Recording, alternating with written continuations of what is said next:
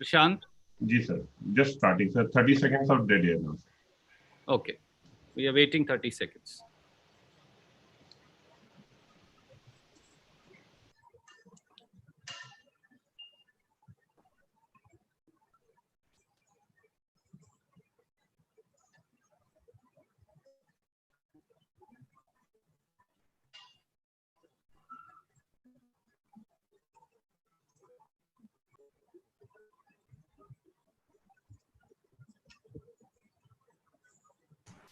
So another 15 seconds.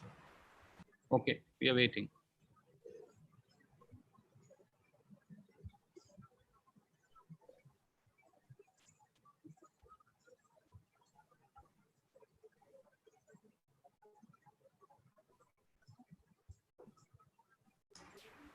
Please start sir. नमस्कार दोस्तों, हरियाणा प्रदेश Congress committee की और कांग्रेस पार्टी की इस विशेष पत्रकार वार्ता में आप सबका कुमारी शैलजा जी और मेरी तरफ से स्वागत है। अब सबसे पहले कुमारी शैलजा जी एक महत्वपूर्ण वक्तव्य देंगी, फिर मैं उसमें कुछ जोड़ूंगा और हम आपके सवालों का जवाब देंगे। कुमारी शैलजा जी।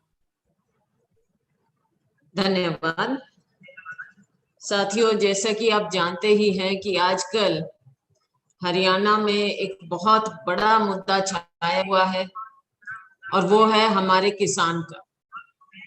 कृषि प्रधान देश है। अगर हमारे यहाँ के किसान को किसी भी प्रकार की दिक्कत आती है तो वो सबकी जिंदगी को छूता है, हमारे प्रदेश की अर्थव्यवस्था को छूता है। पिछले दिनों में कई बातें सामने आई हैं और हमने उसे बार बार आपके माध्यम से लोगों तक पहुंचाने की कोशिश की है। हमने हरियाणा सरकार को बार बार उसके बारे में अवगत कराया है, चिट्ठियां लिखी हैं, सोशल मीडिया के माध्यम से उनका ध्यान आकृष्ट किया है। लेकिन ये सरकार ऐसी है जिसे आम आदमी की पीड़ा का नहीं मालूम और किसान के ऊपर क्या गुजर रही है उसके बारे में कुछ भी इन्हें मालूम नहीं है। कान में उंगली फंसाकर ये बैठे हुए हैं। जहां एक और कोरोना की लड़ाई हम लड़ रहे हैं, सभी लोग, पूरा प्रदेश, आप, हम सभी जनता, सभी लोग मिलकर। दूसरी ओर हरियाणा में लोगों को एक और लड़ाई लड़नी पड़ रही है। किसान को अपने वजूद की लड़ाई लड़नी पड़ रही है। वो कैसे सरवाइव करेगा आज नजर नहीं आ रहा। जहां एक और सरकार ने पूरी तरह से अव्यवस्था छोड़ दी है हमारी मंडियों में। किसानों को आज भी पूरी तरह से खरीद नहीं हो रही गेहूं की। मंडियां लबालब भरी पड़ी हैं। मौसम खराब हो रहा है। जगह जगह हमने मीडिया के माध्यम से देखा कि कैसे गेहूं गारा में लिप्त हो रही, उठान हो नहीं रहा मंडियों से, ट्रांसपोर्ट की व्यवस्था सरकार कर नहीं पा रही। और ऊपर से जो सबसे बड़ी बात है, जो प्राकृतिक कहर हो रहा है। एक और फसल बीमा की बात की गई थी, लेकिन बीमा का एक अलग मुद्दा है, उसको आप अच्छी तरह से भली भांति देख रहे हैं। पिछले 1-2 साल से क्या हमारे किसान पर पिछले कुछ सालों में किसान के साथ हो रहा है बीमा के नाम। और साथियों, आज के दिन जो रणदीप सुरजेवाला जी ने और मैंने आपको तकलीफ दी, बार को माफी तो चाहते हैं, लेकिन यह मुद्दा ऐसा है। सरकार ने जो तुगलकी फरमान एक के बाद एक जारी किए हैं और कल किया, हमने समझा कि हम आप लोगों के माध्यम से लोगों तक किसान की पीड़ा पहुंचाएं और आपके माध्यम से सरकार को चेताएं। साथियों, ये सरकार बातें बहुत बड़ी बड़ी करती है। कभी जल बचाने की बात करती है एक और, तो दूसरी ओर इसके नाम पर किसान के ऊपर इतने जुल्म ढाती है। आपको मैं बताना चाहूंगी, कल ये किसान की दुश्मन बनी खट्टर सरकार ने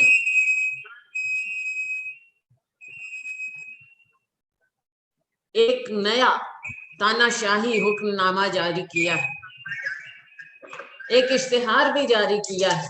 मैं आपको दिखाना चाहूंगी। मेरा पानी मेरी विरासत।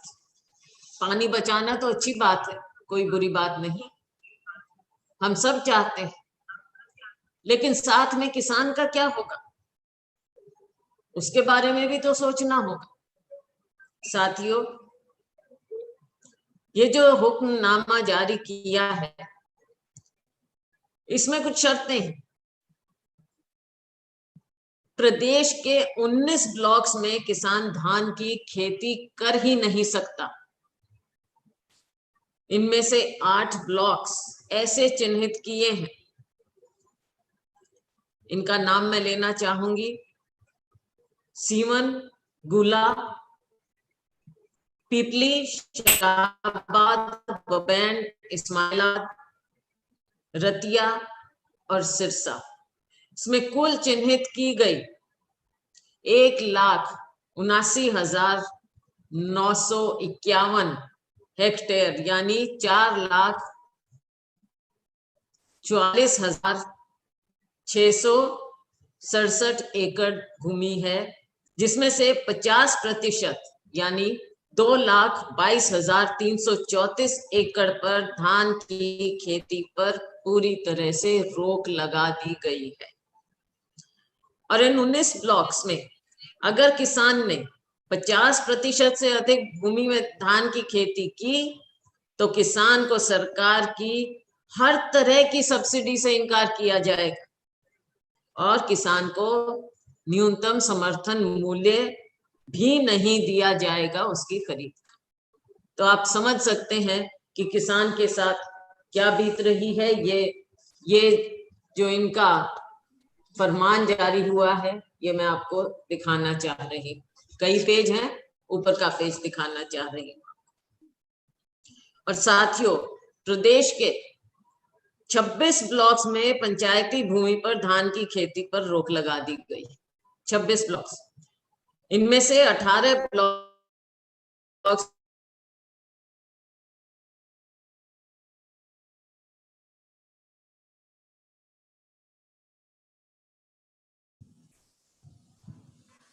ऑडियो चला गया भाई साहब से, आप ले। मुझे लगता है कि वो लिंक टूट गया है।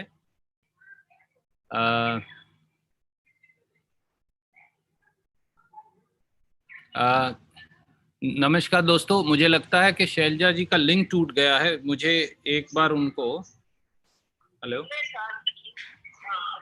हाँ, एक मिनट में आपको ऑडियो लिंक पर ले रहा हूँ बहन जी, होल्ड करिएगा। हाँ, प्लीज गो अहेड नाउ।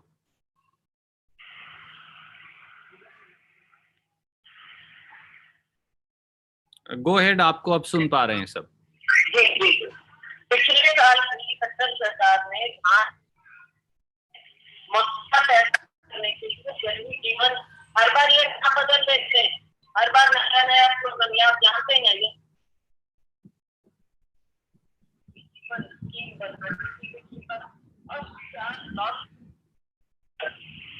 पिछली बार असंग कुंडली नरवाना थानेसर अम्बाला वन का दौरा एक इलाकों में हमें धान की जगह मक्का की खेती करने के लिए 2,000 रुपए प्रति एकड़ कैश, 750 रुपया प्रति एकड़ बीमा प्रीमियम हाइब्रिड बीज देने का वायदा किया था। ताकि याद करिए, वो मैं आग्रह करूंगी रणदीप जी से कि वो आपको जरूर दिखा देंगे पिछले साल वाला जिनका फरमान। लेकिन न तो किसान को कोई प्रति एकड़ मुआवजा, हाइब्रिड बीज फेल हो गए और पूरी टीम केवल एक साल भी पुलिंदा बनकर व्यस्त। अगर तो हमारे सामने है, ये तथ्य है। हम ये नहीं कह रहे अपनी ओर से, ये पिछली बार जो हुआ किसान के साथ वो है, तो उससे ये सरकार संतुष्ट नहीं हुई थी बात करने से। इस बार फिर और एक नया फरमान ले आए और ज्यादा किसानों को बर्बाद करने की पूरी सरकार ने स्कीम बना ली है। साथियों, पिछली बार उन्होंने ये 7 ब्लॉक चिन्हित किए, अब उसका नाम बदल दिया, मेरा पानी मेरी विरासत। पहले जल जीवन, मेरा पानी मेरी विरासत, और 29 नए ब्लॉक। साथियों, पिछली स्कीम का क्या हुआ?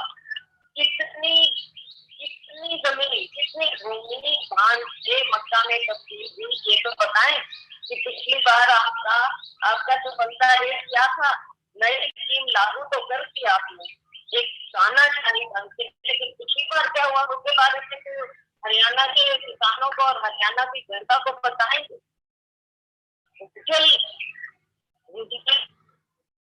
बहुत आवश्यक है। ये मैं साथियों, अगर ये इतना जरूरी था और इतनी अहमियत रखता है, तो आपने हमारा और उत्तरी हरियाणा के साथ इतना ज्यादा आपने जुल्म किया। दादूपुर नलवी जैसी स्कीम आपने पूरी तरह से खत्म कर दी, पूरी तरह से। अब ये तो बताइए, अगर आप डिस्चार्ज करना चाहते हैं तो ये स्कीम में क्या था कि दादूपुर नलवी डिस्चार्ज करने की एक स्कीम थी, नॉर्थ हरियाणा को आपने खत्म कर दिया।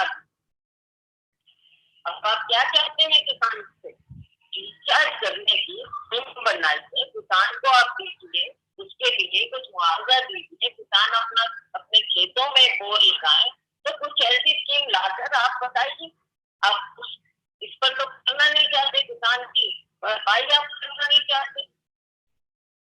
800 करोड़ रुपए की स्कीम भी हमारी दादूपुर में मिला दिया, ना किसान को कुछ मुआवजा मिला। किसान की बात करें, जमीन वापस करेंगे, वो जमीन को दबा कैसे उस पर दबा के बारे में भी सरकार जवाब तो पाते हैं। हम पूछना चाहते हैं कि 19 ब्लॉक के किसानों की रोजी रोटी छीन कर धान की खेती पर रोक क्यों लगाई जा रही है? क्या इस साल 50% से अधिक धान बीजने पर लगाई गई पाबंदी अगले साल तक बढ़कर 100%? तो किसान क्या भूखा मरेगा? बिल्कुल। क्या सरकार द्वारा 19 ब्लॉक के फसल की एमएसपी और नए खरीदने का निर्णय आप बताइए, तुगलकी पर क्या ये बताएं? 26 ब्लॉक में पंचायत की जमीन पर किसान द्वारा खेती की धान की खेती पर रोक लगाने के अलावा क्या और कोई आपके पास दिक्कत ही नहीं है? क्या खट्टर सरकार द्वारा दादूपुर परियोजना को बंद करने के ऐसे निर्णय की सजा अब उत्तरी हरियाणा का किसान भुगत रहा है कि नहीं? पिछले साल की स्कीम बिल्कुल जब फेल हो चुकी है, तो नई ये स्कीम कैसे आप इसको कामयाब करेंगे? इसके बारे में ये सरकार हमें जवाब दे, हरियाणा के किसानों को जवाब दे। आपके पास पानी इतना बह जाता है, उसको रोकने का सिस्टम बनाइए। और साथियों, SYL का क्या हुआ? SYL के बारे में क्या ये सरकार कुछ बोलेगी कि वो पानी लेकर आए हमारे पास? आप कह रहे हैं कि धान खत्म कर दीजिए, धान से जो कैश क्रॉप, धान से जो किसान की आमदनी वो आप काट देंगे। दूसरा जो आप इसको कह रहे हैं कि बाजरा उगाइए, आप मक्का उगाइए, उसको कितनी आमदनी कैसे होगा? अब साथियों दूसरी बात सुनिए, जो लीज पर लेते हैं किसान, पट्टे पर लेते हैं, वो सबसे गरीब किसान होता है। शहरी जमीन वो ही लेता है, किसान एकदम मार्जिनल फार्मर, गरीब लोग हैं, इनके पास अपनी जमीन नहीं है। आप बिल्कुल खत्म कर रहे हैं, क्योंकि हमारी बिल्कुल खत्म हो जाएगी। और जहाँ आप कह रहे हैं धान नहीं उगा सकते, वहां पर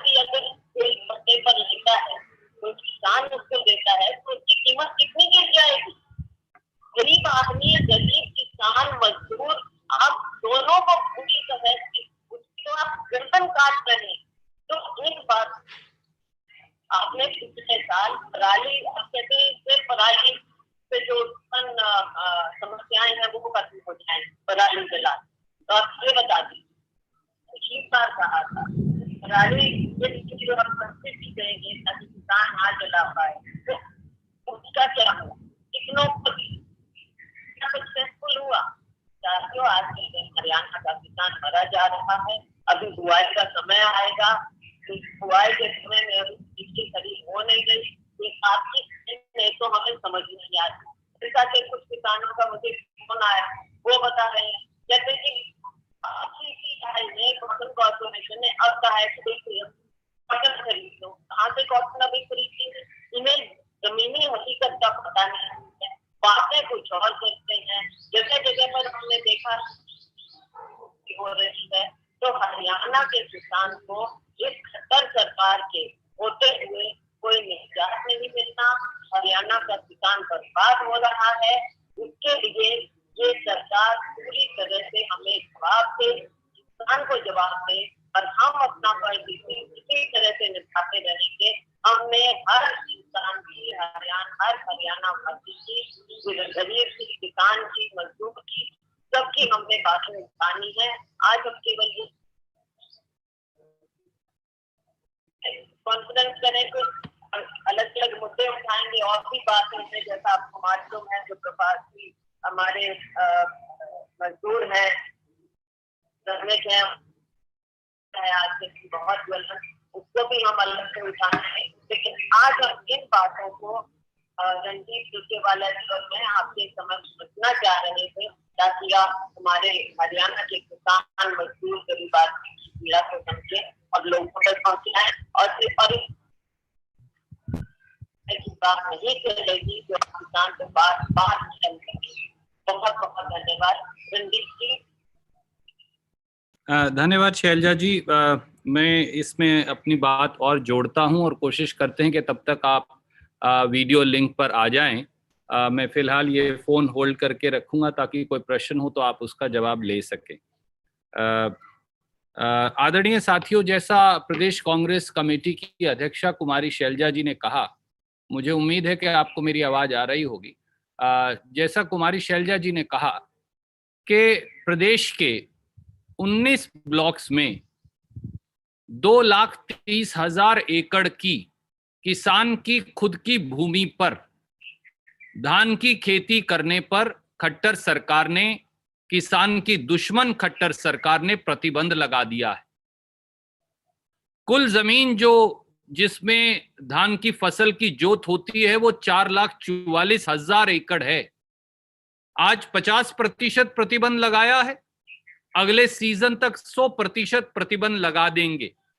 क्या किसान की 5 लाख एकड़ भूमि को धान बीजने से इस प्रकार से तानाशाही तरीके से वंचित किया जा सकता है? और यही नहीं, ग्राम पंचायतों की जो 26 ब्लॉक्स के अंदर जमीन है पूरे हरियाणा के अंदर, उसमें भी धान बीजने और धान रोपाई, धान उगाने पर खट्टर सरकार ने आदेश जारी कर प्रतिबंध लगा दिया है। कल 9 मई 2020 को जो आदेश कुमारी शैलजा जी ने आपको दिखाया, इस तानाशाही फरमान के तहत, जिसको मुख्यमंत्री जी कहते तो मेरा जल मेरी विरासत है, पर किसान की विरासत और आय, किसान की आमदनी और किसान का रास्ता, सब पर प्रतिबंध लगा रहे हैं। यहां तक कि तुगलकी शर्त लगा डाली कि जो किसान अगर इस शर्त को नहीं मानेगा तो उसकी धान की फसल को न्यूनतम समर्थन मूल्य पर नहीं खरीदा जाएगा। और यही नहीं, हरियाणा का किसान हर प्रकार की सब्सिडी से वंचित हो जाएगा। आदरणीय मित्रों, पिछले साल भी खट्टर साहब ने जल ही जीवन के नाम से इसी प्रकार की स्कीम चलाई थी, जिसकी चर्चा कुमारी शैलजा जी ने भी की। और उस जल ही जीवन में 7 अलग ब्लॉक चिन्हित किए थे। मैं उन ब्लॉक्स के नाम पढ़ता हूं। वो थे असंध, पुंडरी, नरवाना, थानेसर, अंबाला 1, रादौर और गन्नौर। इन 7 ब्लॉक्स के अंदर लगभग 1,37,000 एकड़ में धान की बिजाई बंद कर उसे मक्का की तरफ ले जाना था। बदले में खट्टर साहब ने वादा किया था कि 2,000 रुपया प्रति एकड़ किसान को प्रोत्साहन, इसके अलावा 766 रुपया प्रति एकड़ का फसल बीमा, इसके अलावा मुफ्त हाइब्रिड बीज दिया जाएगा। किसान को ना 2,000 रुपया एकड़ मिला, ना हाइब्रिड बीज फेल हो गया और ना ही बीमा करवाया गया। नतीजा यह था कि इन 7 ब्लॉकों में जल ही जीवन स्कीम पूर्णतया फेल हो गई। अब खट्टर सरकार कल देर रात यानी 9 मई 2020 को एक नई तुगलकी स्कीम, जिसकी प्रतिलिपि मैं और शैलजा जी आपको भेज रहे हैं, पुरानी स्कीम भी और नई स्कीम भी, वो ले आए हैं। और इस नई स्कीम में उन्होंने 8 नए ब्लॉक चिन्हित कर दिए, जो हैं कैथल जिले में सीवन और गूला, कुरुक्षेत्र में पीपली, शाहबाद, बबैन और इस्माइलाबाद, फतियाबाद और सरसा में रतिया और सिरसा। यानी उत्तरी हरियाणा तो लगभग इन 19 ब्लॉक और 26 ब्लॉक्स जो पंचायती जमीन पर प्रतिबंध है, उत्तरी हरियाणा का किसान, जैसा कुमारी शैलजा जी कह रही थी, अब धान की खेती करने से मरहूम हो जाएगा। उसको धान की खेती पर रोक लगा दी जाएगी। जब आपकी खट्टर साहब पिछली स्कीम पूरी तरह से औंधे मुंह गिरी और कागज का पुलिंदा बनकर रह गई, तो आपकी नई स्कीम, जो आप एक तुगलकी तरीके से जबरन निर्दयता से किसान पर लागू करना चाहते हैं, तो हरियाणा का किसान कहां जाएगा? किसान की दुश्मन भाजपा जजप्पा सरकार आए दिन किसान को नई नई पीड़ा दे रही है। इसलिए कुमारी शैलजा जी के और मेरे आदरणीय मुख्यमंत्री श्री मनोहर लाल खट्टर से बड़े सीधे 5 सवाल हैं, और मैं उनकी चर्चा करूं। एक लाइन और जोड़ूंगा जो शैलजा जी ने कहा, पर ऑडियो की वजह से क्लियर नहीं आ रहा था। उत्तरी हरियाणा में हमने एक वाटर रिचार्ज कैनाल बनाई थी, जिसका नाम है Dadupur Nalvi water recharge canal. इस पर 400 करोड़ रुपया से अधिक हरियाणा की कांग्रेस सरकार ने खर्चा। हमने 1800 एकड़ जमीन एक्वायर की, नहर का निर्माण पूरा कर दिया। अब विशेषज्ञ भी कहते हैं कि उत्तरी हरियाणा में भूजल अगर ऊपर गया तो वो इस दादूपुर नलवी कैनाल से गया, पर इन्हीं खट्टर साहब और इनकी सरकार ने उस दादूपुर नलवी कैनाल को मूंद दिया, यानी बंद कर दिया। ये पहली सरकार है, सरकारें नहर बनाती हैं, नहर बंद करने वाली ये पहली सरकार है। इसलिए हमारे 5 प्रश्न हैं कुमारी शैलजा जी के और मेरे। नंबर 1, 19 ब्लॉक के किसानों की रोजी रोटी छीन धान की खेती पर रोक क्यों लगाई जा रही है? क्या इस साल 50% से अधिक धान बिजाई पर रोक अगले साल बढ़कर 100% हो जाएगी और किसान 5 लाख एकड़ भूमि पर धान की बिजाई और धान लगाने पर उस पर प्रतिबंध लगा दिया जाएगा? ऐसे में किसान अपनी रोजी रोटी कैसे खा पाएगा? दूसरा सवाल, क्या खट्टर सरकार द्वारा 19 ब्लॉक के धान पैदा करने वाले किसानों की फसल को एमएसपी पर न खरीदने का निर्णय तानाशाही पूर्ण नहीं है? तीसरा सवाल, 26 ब्लॉक में पंचायत की जमीन पर किसान द्वारा धान की खेती पर रोक लगाने का निर्णय क्या तानाशाही निर्णय नहीं, और क्या इसके अलावा कोई और विकल्प नहीं? चौथा सवाल, क्या खट्टर सरकार द्वारा दादूपुर नलवी रिचार्ज नहर परियोजना को बंद करने के निरंकुश निर्णय की सजा अब उत्तरी हरियाणा का धान पैदा करने वाला छोटा छोटा किसान आज भुगत रहा है? पांचवा सवाल, पिछले साल की जल जीवन स्कीम पूरी तरह से फेल हो जाने के बाद इस साल की मेरा पानी मेरा विरासत स्कीम कैसे कामयाब होगी खट्टर साहब? क्या ये दोनों स्कीम किसान को पीड़ा देकर तजर्बा करने का खट्टर सरकार का हथियार है, ताकि अगले सालों में धान का न्यूनतम समर्थन मूल्य भाजपाई सरकारों को देना ही ना पड़े, जो मूलभूत षड्यंत्र है? और अब मैं अनुरोध करूंगा कि आप कोई भी प्रश्न पूछना चाहें तो आपका स्वागत है। कुमारी शैलजा जी ऑडियो पर उपलब्ध हैं और मैं भी आपके लिए उपलब्ध हूं। हम उन्हें दोबारा जोड़ने की कोशिश कर रहे हैं। प्रश्न पूछिए। Randeep ji, good morning. Good morning. Manveer ji. Manveer here. जी मनवीर भाई, ये बताइए, जो पिछले साल खट्टर सरकार ने कुछ एक ब्लॉक्स को में डिक्लेयर किया था जल जीवन स्कीम में, आपके पास क्या कोई डाटा है कि वहां पे वाटर लेवल ये ऐसे करने से कोई ऊपर आया हो? Number 1। Number 2, do you suspect any kind of scam in these orders that they want to benefit a particular state, person or a company by imposing these kind of bans?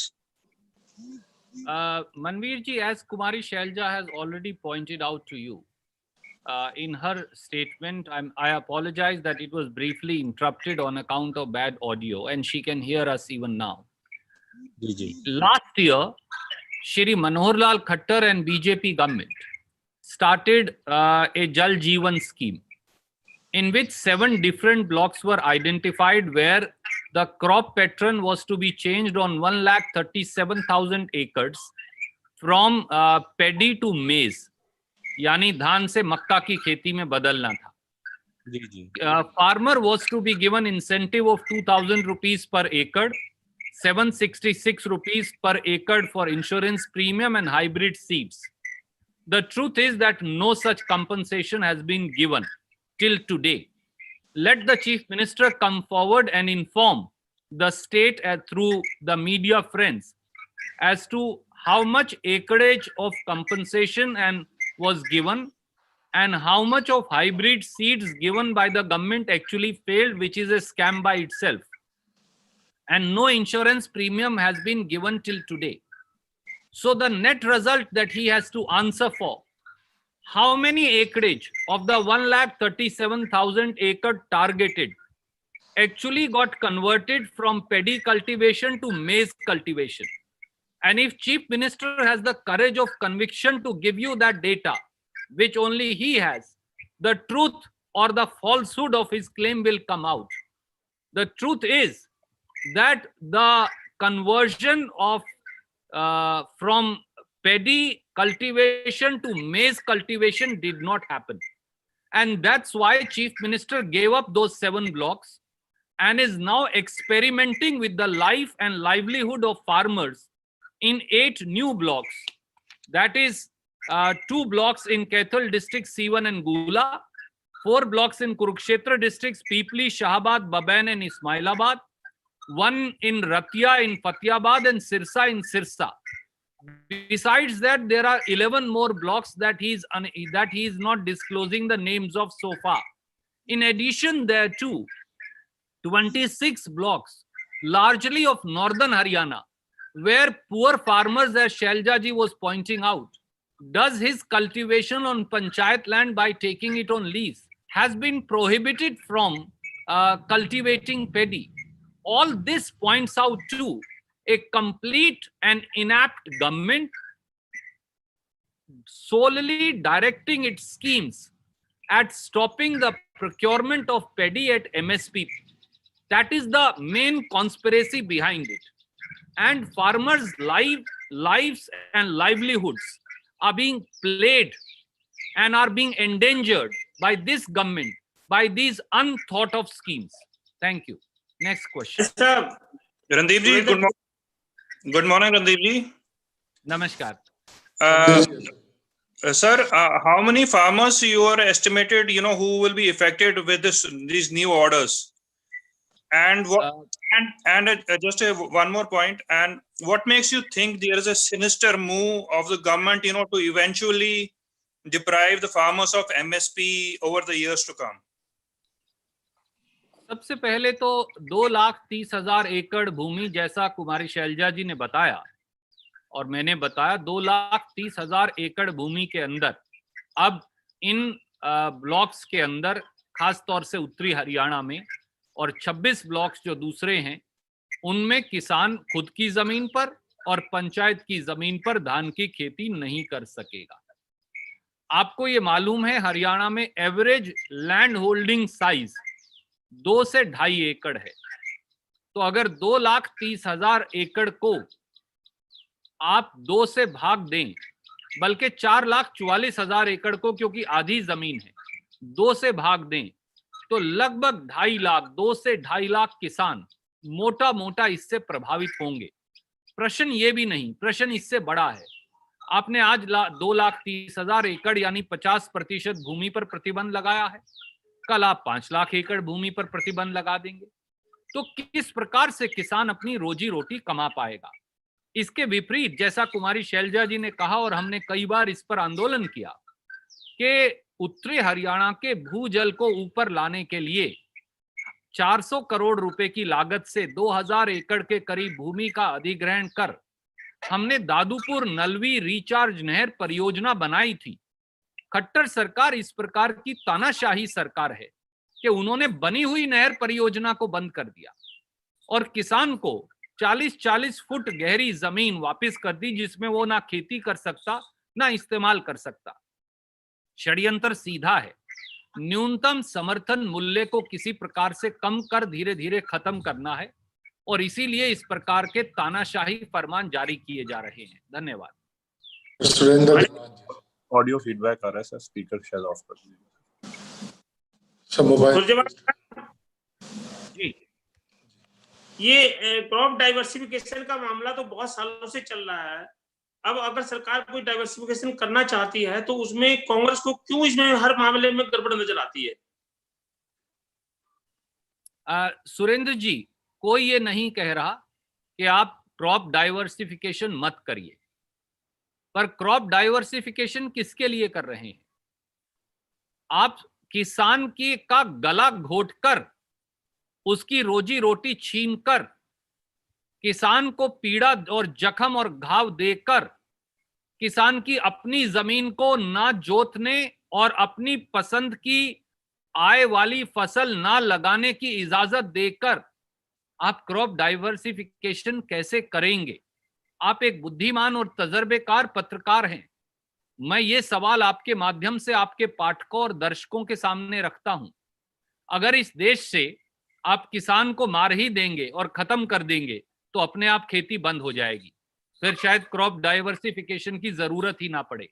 पर यह हल नहीं हो सकता। किसान की रोजी रोटी छीन कर, उसके खून पसीने की कमाई छीन कर, उसके जमीन को जोतने की इजाजत छीन कर, उसकी आय का इकलौता साधन छीन कर आप क्रॉप डाइवर्सिफिकेशन नहीं कर सकते। उसके लिए समयबद्ध तरीका है। वो तरीका जो कांग्रेस की सरकार ने Dadupur Nalvi recharge canal project और उसके बाद जो हमारा बीबीपुर लेक है, बीबीपुर लेक को रिवाइव करने का जो हमारा प्रोजेक्ट था, इस प्रकार से आप भूजल को ऊपर लेकर आएंगे। और अगर क्रॉप डाइवर्सिफिकेशन करना है तो आप कृपया करके किसान को पूरी कीमत दीजिए और किसान को प्रोत्साहित कीजिए। पर खट्टर साहब की तो पिछली स्कीम औंधे मुंह गिरी और कागज का पुलिंदा बनकर रह गई। तो जब उन 7 ब्लॉकों की 1,37,000 एकड़ में आप फेल हो गए, तो आप इन नए 8 ब्लॉकों के लाखों किसानों को किस बात की सजा दे रहे हैं? प्रश्न ये है। रणदीप जी, मेरा सवाल ये है, गौरव कर बोल रहा हूँ सर, प्रथम तहलका से।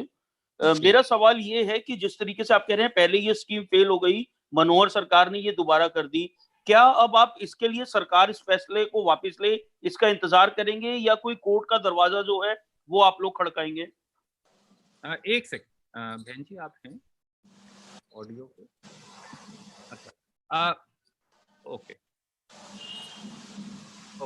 मैं ये सवाल कुमारी शैलजा जी आपका जवाब देंगी, मैं आपका प्रश्न उन्हें बता रहा हूँ। प्रश्न ये पूछा है तहलका से हमारे एक मित्र ने कि अब क्योंकि इस प्रकार से किसानों को प्रताड़ित किया जा रहा है, तो कांग्रेस की मांग क्या इस स्कीम को वापस लेने की है या फिर कांग्रेस अदालत में जाएगी? और मैं आपको स्पीकर पर लगा रहा हूं ताकि आप जवाब दे सके। शैलजा जी। जी, बात ये है कि जो इस तरह की बातें हैं ये सरकार को सोचना चाहिए और हमारा कार्य है कि हम सरकार को चेताएं आपके माध्यम से क्योंकि ये तो लॉकडाउन है और इस तरह के जब फैसले हो जाते हैं तो हम किसी और तरह से विरोध भी नहीं कर पाते, लोगों के साथ जमीन पर खड़े नहीं हो पाते क्योंकि लॉकडाउन है।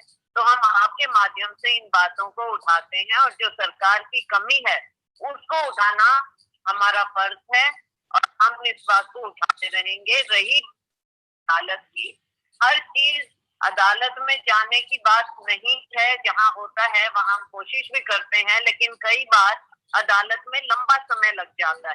तो कुछ मुद्दे हैं जिसमें हम लंबा समय अफोर्ड नहीं कर सकते और जो बात ये हुई है इसको हम लोगों की बात को हम आपके माध्यम से उठा रहे हैं।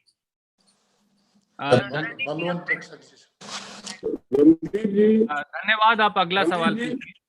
रणदीप जी आवाज आ रही है मेरी? हाँ तक्षक साहब बोलिए, आवाज आ रही है। मैं रणदीप जी ये जानना चाहता हूँ कि सरकार जब किसानों के फायदे के लिए, स्टेट के फायदे के लिए कोई योजना बनाती है, चाहे वो SYL नहर हो, चाहे हांसी बुटाना नहर हो, चाहे दादूपुर नलवी हो, सैकड़ों करोड़ रुपए खर्च होने के बावजूद, अदालत का फैसला आने के बावजूद ये नहरें बनती नहीं है। सरकार बदलती है, उनकी प्राथमिकताएं बदल जाती हैं, तो लोगों का ये सैकड़ों करोड़ रुपया खर्च क्यों होता है?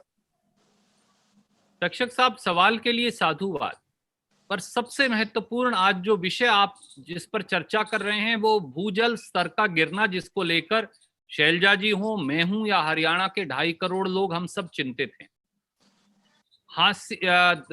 जो हमने हांसी बुटाना पर मैं आऊंगा, पर दादूपुर नलवी रिचार्ज कैनाल नहर उत्तरी हरियाणा की जीवन रेखा थी और ये केवल कांग्रेस उसका श्रेय ले, खट्टर साहब ले लें श्रेय, हमें ऐतराज नहीं, परंतु इस नहर का निर्माण इसलिए किया गया था कि यमुना का फ्लड के पानी से जो गिरता भूजल है GT रोड बेल्ट का, ये सारा का सारा उठ सके।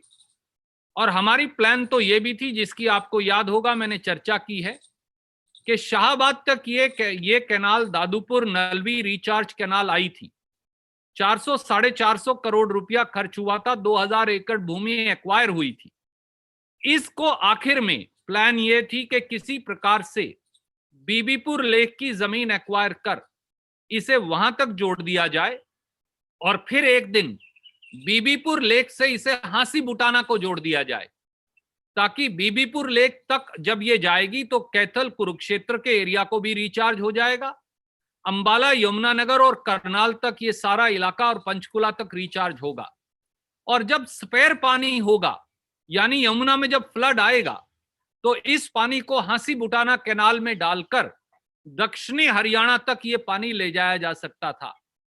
पर खट्टर सरकार की सरकार की गजब कहानी है, उन्होंने इस नहर को ही मिट्टी डालकर बंद करने का निर्णय कर लिया।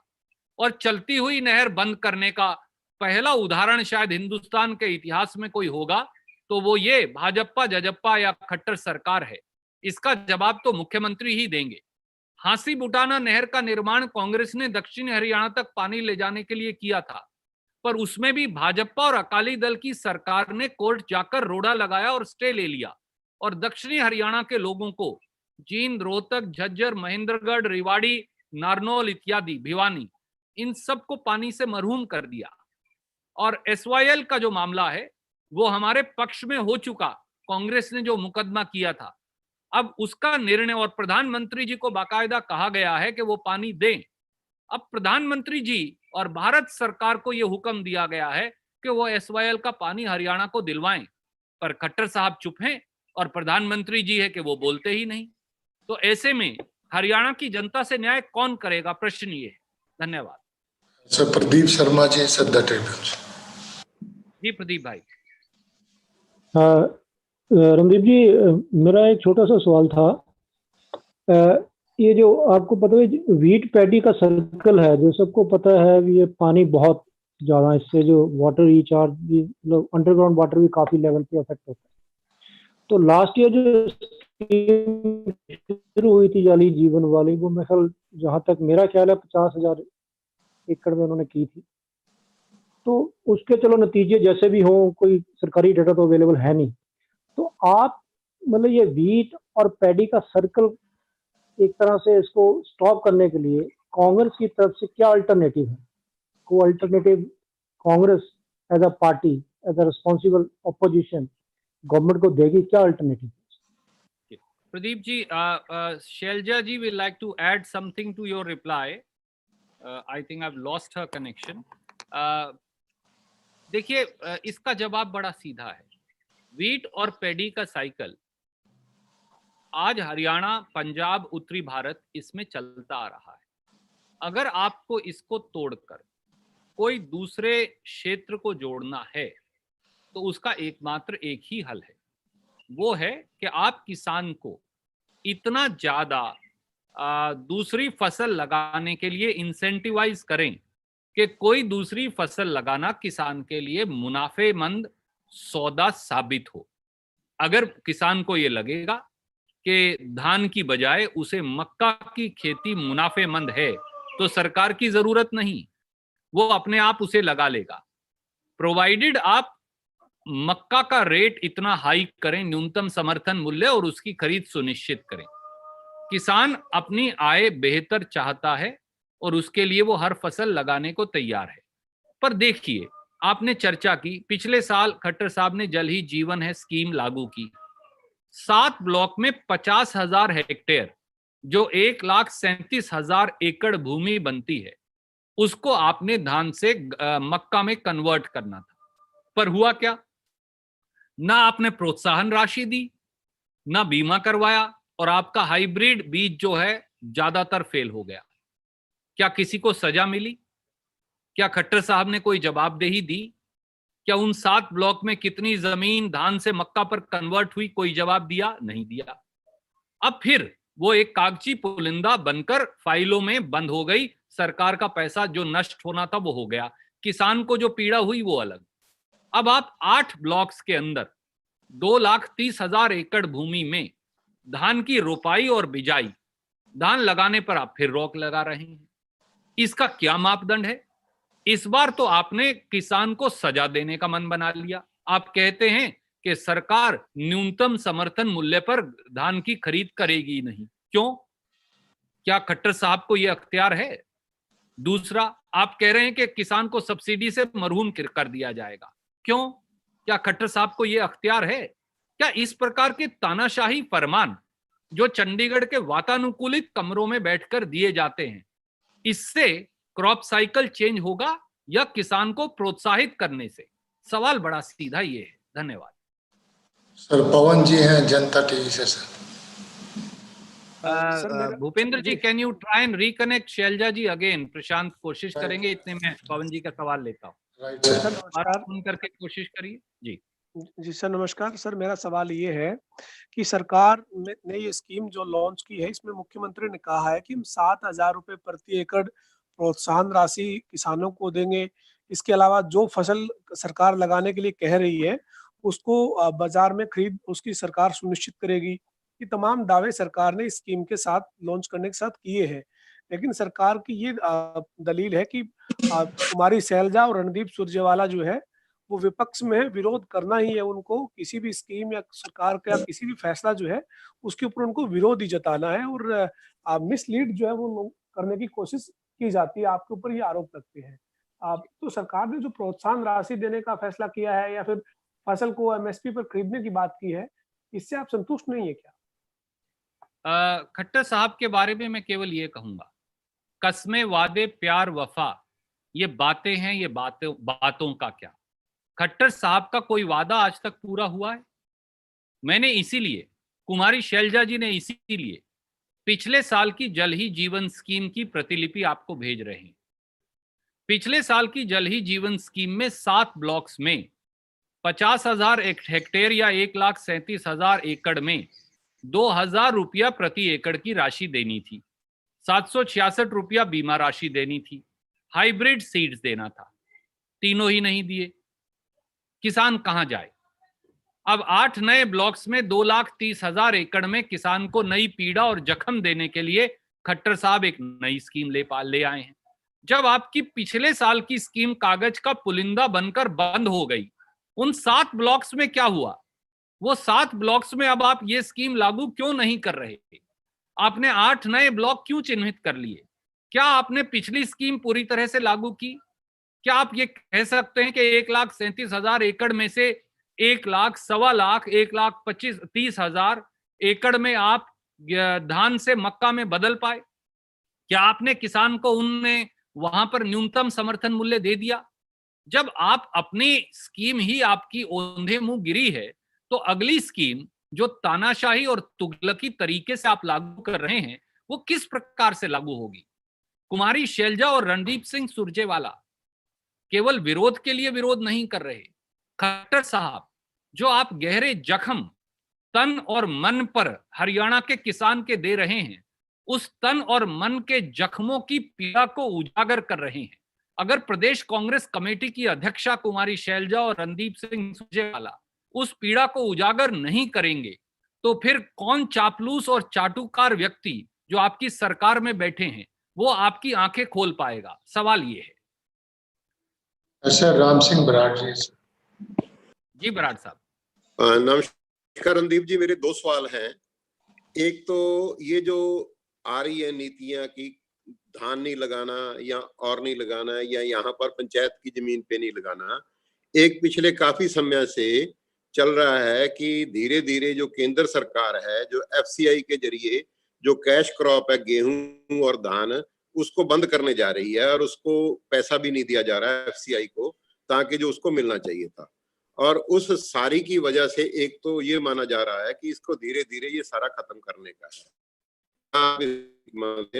क्या है कि जैसे आपने पिछली बार भी एक बात कही थी कि अभी नया जो साल है शुरू हुआ है, कोरोना का टाइम है और सरकार के पास पूरे साल का बजट है, तो क्या जो पिछले 5-6 सालों में या 7 सालों में जो कर्जा बढ़ा है प्रदेश पे 2,20,000 करोड़ तक या जितना भी हुआ है, क्या सारा का सारा बजट का हिस्सा आप मानते हैं कि उसका कर्जा चुकाने में और कर्जे का ब्याज चुकाने में जा रहा है? आपने 2 बड़े सार्थक सवाल बराड़ साहब पूछे। सबसे पहले, मैंने जैसा पहले भी कहा कि एक सुनियोजित षड्यंत्र है भाजपाई कि किसान की जो गेहूं, धान, सरसों इत्यादि फसलें हैं, उनको न्यूनतम समर्थन मूल्य पर ना खरीदा जाए।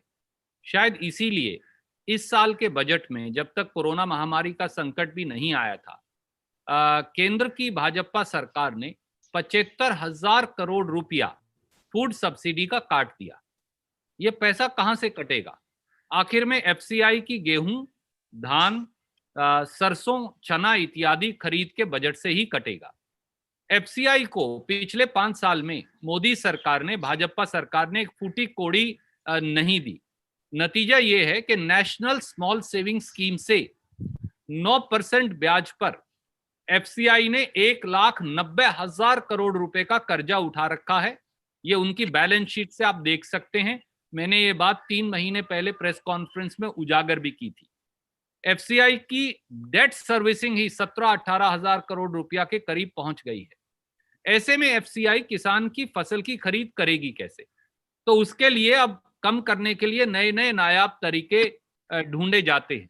जैसे कल 15 रुपए क्विंटल कट लगा दिया गया न्यूनतम समर्थन मूल्य पर गेहूं के, और अब खट्टर सरकार ये कर रही है कि वो 2,30,000 एकड़ इस साल और शायद 5 लाख एकड़ अगले साल उस भूमि में धान की खेती करने पर ही पाबंदी लगा रही है। आप मुझे बताइए बराड़ साहब और सारे वरिष्ठ पत्रकार साथी यहां मौजूद हैं, बाजरे की खेती उस भूमि में होती है जहां शुष्क यानी सूखा मौसम है, जहां पानी ज्यादा है, बारिश ज्यादा होती है, वहां आप कपास या बाजरा लगाएंगे तो वो मर जाएगा।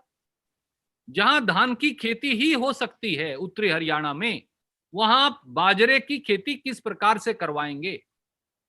ये बात सत्ता में बैठे खट्टर साहब जैसे हुक्मरानों और भाजपा जजपा सरकार को समझ क्यों नहीं आती, इसका कारण मुझे पता नहीं।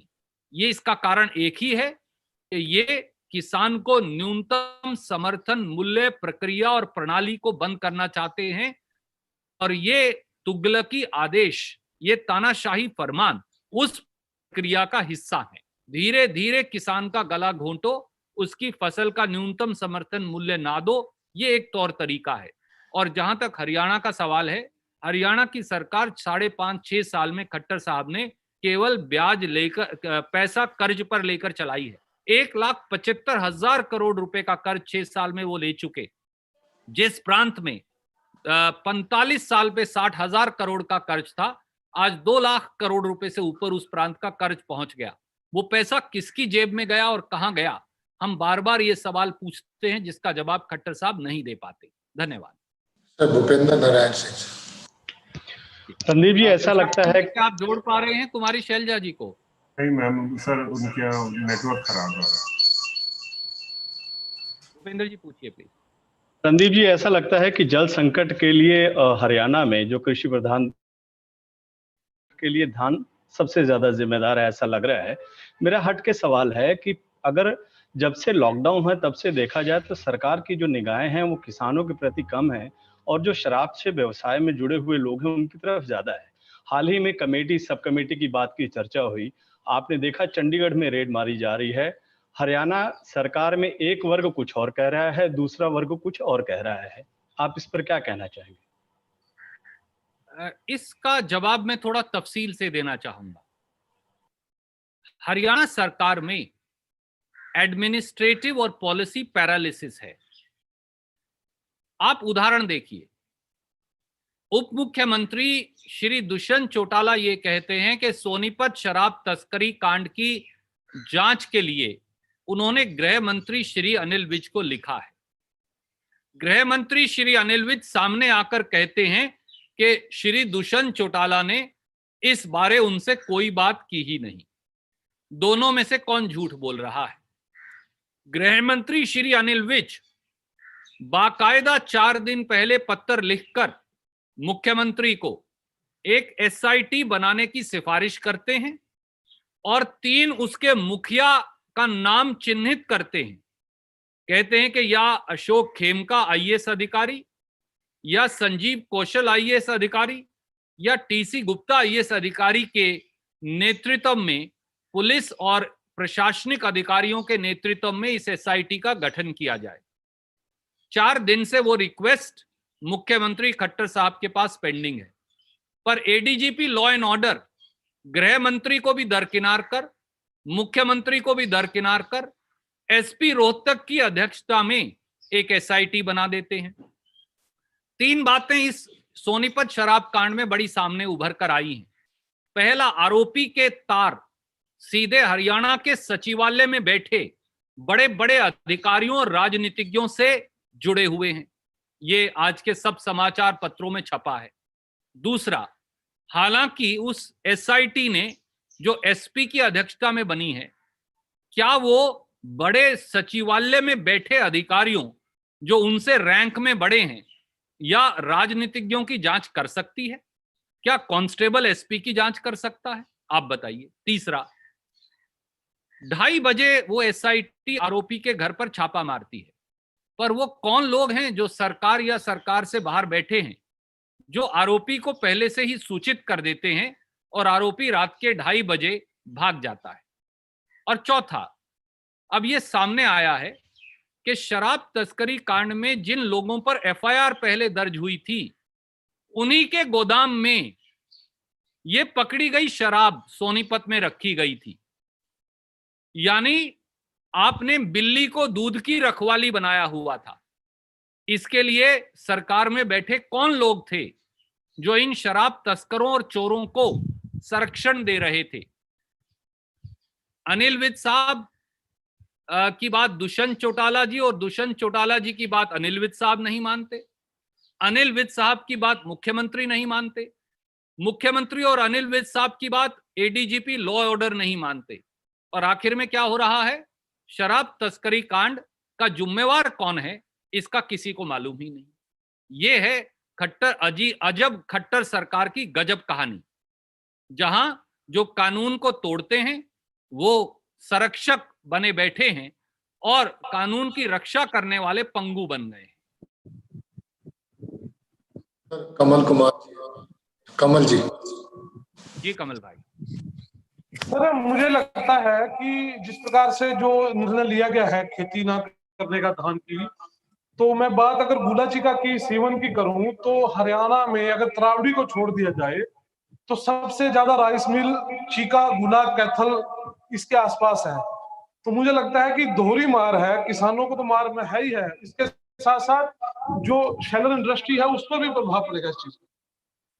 जी बिल्कुल, चावल उद्योग कई साल से संकट में है और खट्टर सरकार पूरे उत्तरी हरियाणा के चावल उद्योग की मदद करने की बजाय लगातार चावल उद्योग को दरकिनार कर रही है। आपने देखा कि किस प्रकार से ईरान, इराक ने भी और यूरोप ने भी अपने मापदंड बदले केवल भारत के चावल आयात को लेकर। हमारी सरकार ने कोई विरोध दर्ज ही नहीं करवाया, चिट्ठी का जवाब तक नहीं दिया। और अब अगर आप धान की बिजाई ही बंद कर देंगे तो हजारों करोड़ से लगे वो चावल मिल और चावल निर्यातक वो कहां जाएंगे? स्वाभाविक तौर से उनका और हजारों लाखों मजदूरों का धंधा भी बंद हो जाएगा।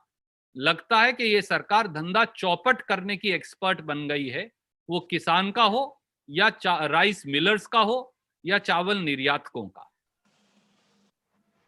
धन्यवाद। तो आपकी अनुमति हो तो लास्ट क्वेश्चन दे लेते हैं रामचंद्र जी।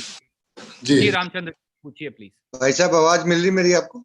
मिल रही है साहब, पूछिए। नमस्कार जी भाई साहब, जिस तरह से आपने भी कहा और हमारे एक वरिष्ठ साथी ने भी इस बात का जिक्र किया कि किसान का जो हक रहा है, चाहे वो SYL का हो, चाहे दादूपुर नलवी नहर का हो, ये वर्षों से किसान के ऊपर कुठाराघात होता रहा है। और मैं तो इसका सीधा सीधा जिम्मेदार तब से लेकर आज तक जो नेतृत्व रहा है उसको मानता हूँ।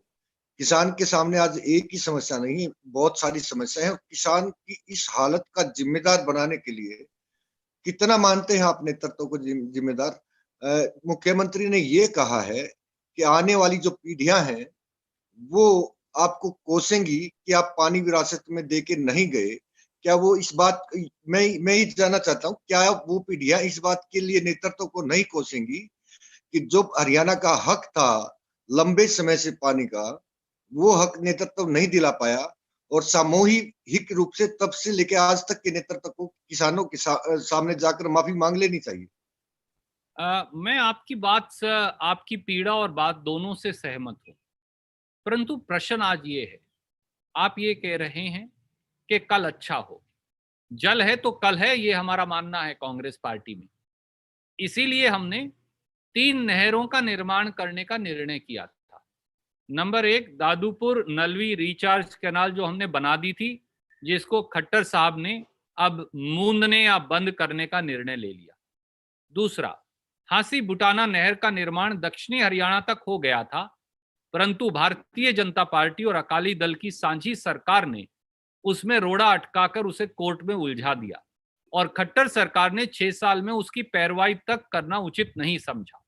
तीसरा, SYL कैनाल का केस हम जीत चुके हैं। सुप्रीम कोर्ट ने प्रधानमंत्री को निर्देश दिया है कि हरियाणा के हिस्से के पानी मिले और केंद्र सरकार उसका निर्माण करवाए। क्योंकि केंद्र और हरियाणा दोनों में भाजपा की सरकार है, इसलिए खट्टर साहब में शायद ये साहस नहीं कि वो प्रधानमंत्री पर जोर डाल सके। क्या ऐसे व्यक्ति जो हरियाणा के किसानों के हितों की रक्षा नहीं कर सकते, उन्हें अपने पद पर बने रहने का नैतिक अधिकार है या नहीं? ये भी एक प्रश्न है। धन्यवाद। संजय जी ने PTI से एक प्रश्न पूछा है। मैं, क्योंकि वो मुझे राइट साइड को दिखता है चैट्स पे, तो मैं उसका ब्रीफली जवाब देकर फिर इस पत्रकार वार्ता को कंक्लूड करूंगा। संजय जी ये चाहते थे कि एक सवाल अंग्रेजी में ले लिया जाए। धन्यवाद संजय जी। संजय जी, कुमारी शैलजा जी and myself have today come forward with an extremely sensitive, with an extremely important issue relating to denial of lives and livelihoods of farmers by a new autocratic order and scheme brought in by Khattar government. They are now wanting the farmers in 8 different blocks, which have been identified, and 19 blocks in total, to not cultivate paddy at all and punish the farmer by denying the farmers MSP for paddy in case they still choose to grow paddy. They also want to deny farmers in 26 blocks right to grow paddy on panchayati land. This is despite the fact that the last year's scheme of Jal Hi Jeevan Hai, which Khattar Saab has surreptitiously closed and put under the table in 7 different other blocks, which have also been named in our press release, has been now shut down. If last scheme has been shut down, what is the guarantee that the current one will work? And is punishing the farmer a solution, or incentivizing the farmer a way forward? Also, more so when you have shut down, when you have closed the only water recharge canal constructed by the Congress government. These are some prominent questions and we'll send you a detailed press release in English. मैं एक बार फिर साथियों कुमारी शैलजा जी की ओर से और मेरी ओर से आपका धन्यवाद करता हूं। थोड़ी सी असुविधा हुई, वीडियो लिंक आज टूट जाने के कारण, उसके लिए भी आपसे क्षमा प्रार्थी हूं। उम्मीद है कि किसान की पीड़ा की इस लड़ाई जिसका झंडा कांग्रेस पार्टी ने उठाया है, आपके माध्यम से ये लड़ाई और बुलंद होगी और खट्टर सरकार जो किसान की दुश्मन बन चुकी है उसे किसान के आगे झुकना पड़ेगा, क्योंकि यही तर्कसंगत और न्याय संगत होगा। धन्यवाद, नमस्कार। थैंक यू भाई साहब, थैंक यू जी।